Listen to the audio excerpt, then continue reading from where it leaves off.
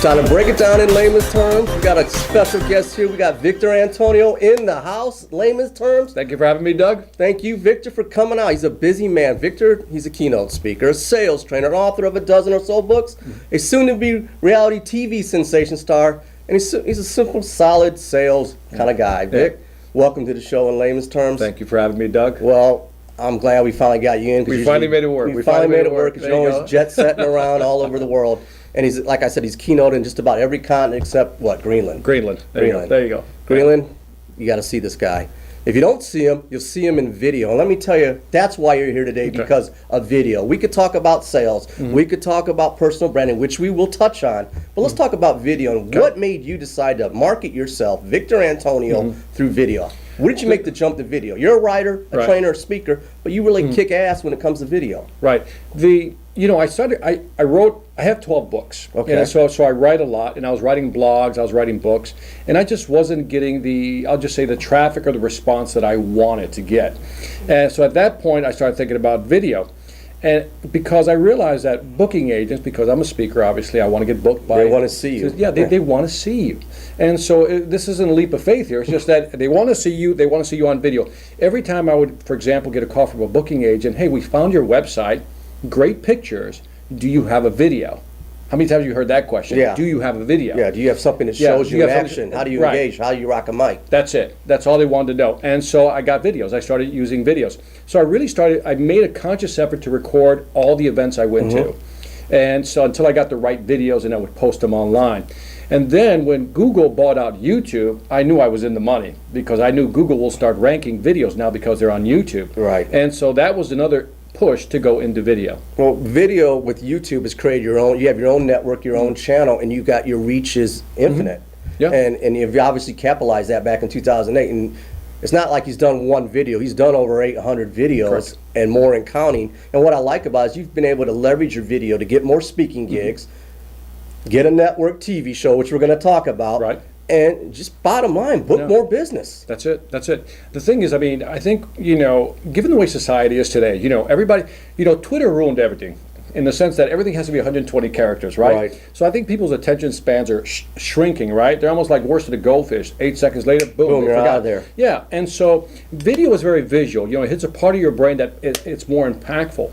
So if you're not doing video today, I just think it's a big mistake, especially if you have a product or a service. Especially if you're a speaker. Especially if you're a speaker, because again, the booking agents, the event planners would always say, let me see a video. I want to see you on stage. Great, you can write well, love your blogs, love your articles, love your books, but can you speak from the front of the room? Now, on the topic of video, obviously, your video's got to be compelling. It's got to be engaging. You got to have great content that resonates with your audience. Sure. Same in sales. You got to bring insightful information above the obvious. That's and correct. You got to have a hook. Right. Now, what I like about your video channels, and you've got a few on YouTube, is it's organized in categories. You've maxed out what's called the playlist concept. When it comes to sales training videos, you've got infinite number of video series. Right. When did you come to that conclusion? Just to make it easier for people? Yeah, well, it started out, I have over 800 videos and counting, right? Right. And so my first challenge to myself, the personal challenge was, I'm going to do 100 videos, right? And you passed that. I passed that. So they were called Sales Influence Moments, right? Right. And so Sales Influence Moments, as my twist on selling was, I don't teach you how to sell, I teach you how people buy. Right. What makes a buying decision? How do they make a buying decision? And so once I got to the 100 videos, I realized that people were asking me, well, what about this? What about this? And I was going, well, that's number 35. Well, that's number 55. You're counting them up. Yeah. And they're like, okay. And so I started losing track of it myself. Right. And I realized that my audience, my YouTube viewers, couldn't find the videos they wanted. They wanted a specific thing, and they couldn't find it because there were too many videos. That's when the concept of the playlist came. Okay, with the playlist, you've organized categories. Now, if you go to your YouTube channel back in the day, you've had all these playlists. Right. And now what you've put together is what's called seminars on selling, where you have all your heavy sales content. Correct. And stuff for speaker. Like if you're in sales, check out seminars on selling. If you're a keynote speaker, check out seminars on selling. If you just want to brand yourself as a businessman or marketer, check out seminars on selling. I've checked it out. You should check it out. But let's talk Right. a little bit about that. I mean, it's a lot of video content, but it's Right. really organized, and it makes it easy for people to comprehend what you do. Absolutely. So the concept of seminars on selling at seminarsonselling.com is that I wanted to take all my heavy content, 21 video programs. So I take you from how to sell, which is your basic sales training program, and that has about 11 or 12 videos, to one of the most advanced one, which is value-centric selling, Right. for B2B selling, and that's about 34 videos. And so the website has over 200 plus videos, but they're all broken down into individual working programs. Now, on that, check it. He's got a lot of video content, but don't get it twisted. These videos, no fluff, they're short, but to the point. Because let's face it, people aren't going to sit and watch an hour and a half video on one topic. People no don't matter want- if it's you, me, or whoever. No, people don't. I mean, look, I go on YouTube just like anybody else. I'm Right. a consumer of video as well. And I hate the person that has to takes 10 minutes to tell you tell what me is- what I can tell you in 2 minutes, if not less. Right. And I put myself in the viewer's seat. And I said, what do they want to hear? And they want it now. It's all about instant gratification. Give me what I want to know, Victor. Don't spend a lot of time with the fluffy stuff. Get to the point. Get to the point, and you can watch it again if you didn't comprehend it. That's the power of video, and it leverages you globally. I mean, you've got a strong reach with that. And speaking of reach, Hollywood has reached out to you. Hollywood has reached out. And Yes, you've it got has. a dynamic show starting in March, so let's talk a little bit about it. Let's Yeah. talk about Life or Debt. Life or Debt. The story of Life or Debt is very fascinating. So we're talking about video, so let's put the emphasis on video. Right. 'Cause I'm like you. I'm like a disciple of video. Right, I see the power. Yeah. Why not? You have to do video. I mean, again, if you're not doing video, why not? Right. You're missing out on it's- opportunity. It's amazing when people don't do it. So what happened was years ago I was speaking at Raleigh. So I did this event, and you can find the video. It's called "The Best Motivational Speech Ever." Okay. Yeah, I titled it that.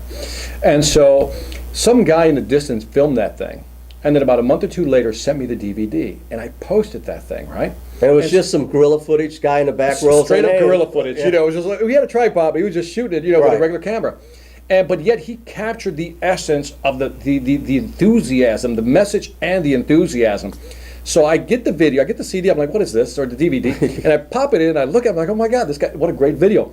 I put it online, and I think today it has about 500,000 views. Right. That video alone has gotten me so many booking gigs that's I lost count. Right. So that was the power of that. Then one more thing. About a year and a half ago, it had to be about 2 years ago, a friend of mine says, I want to do a Skype call with you.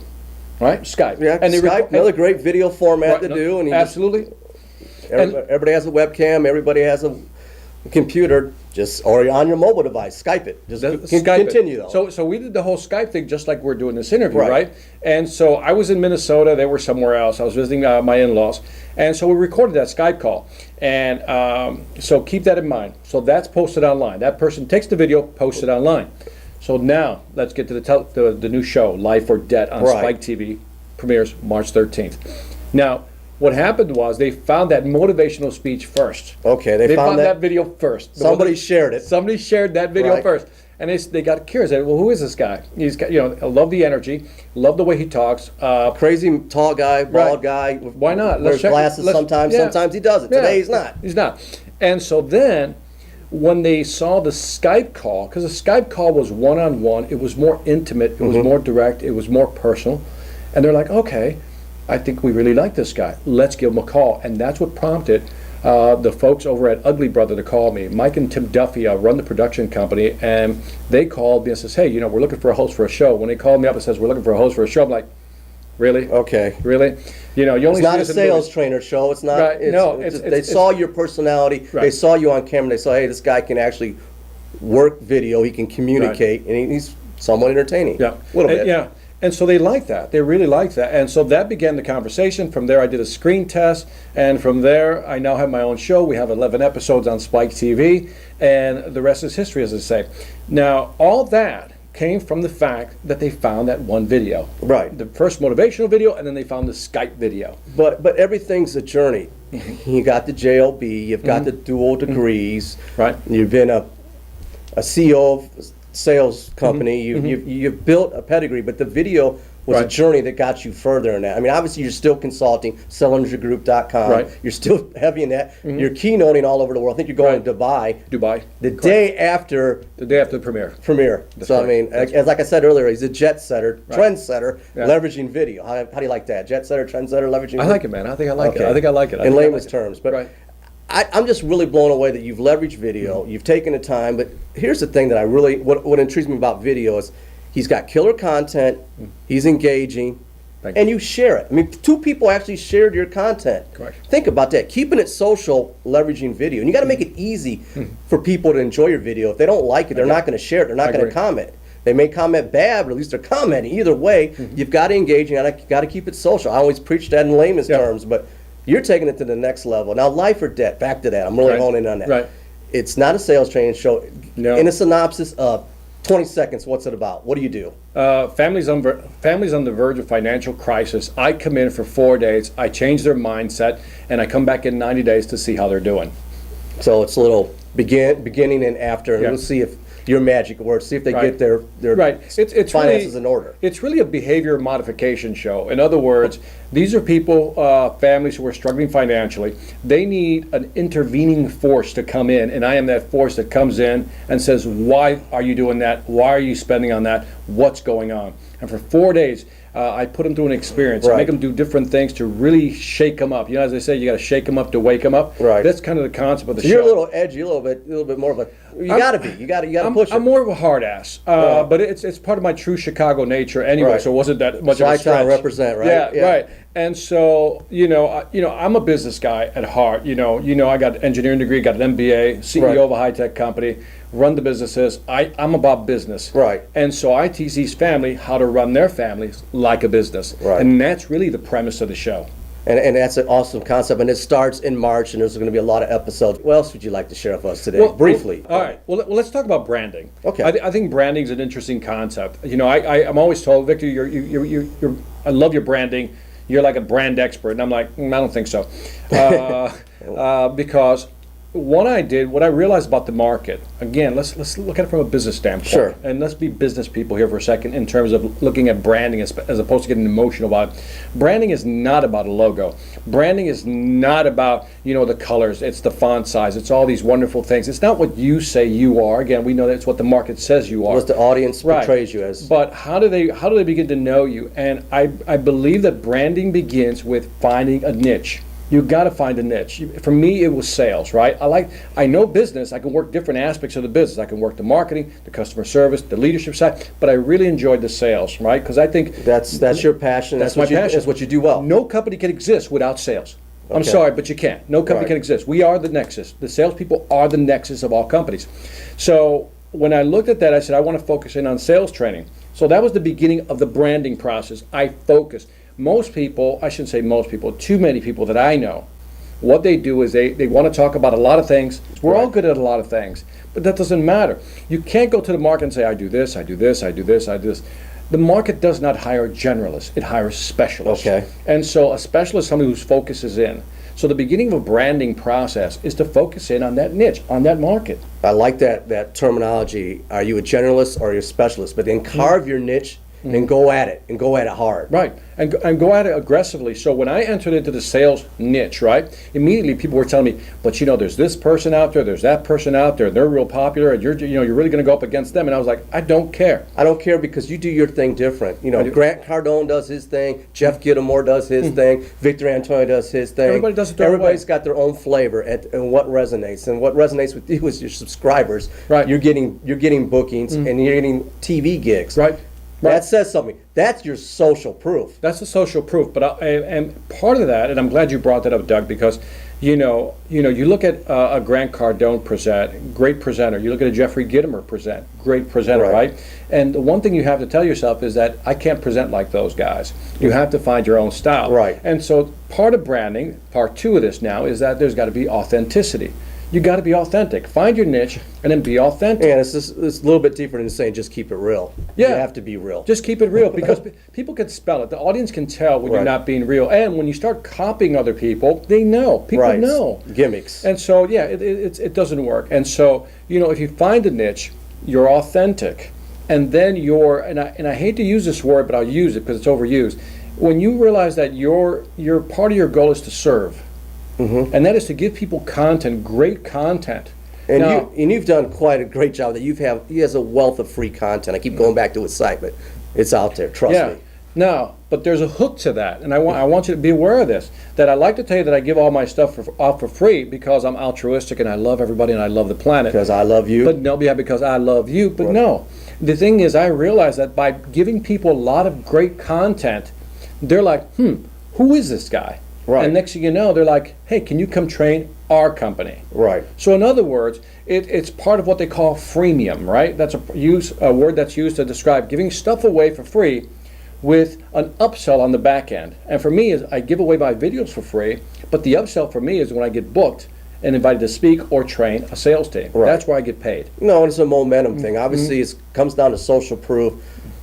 You know, I love that concept of what? Freemium? Freemium.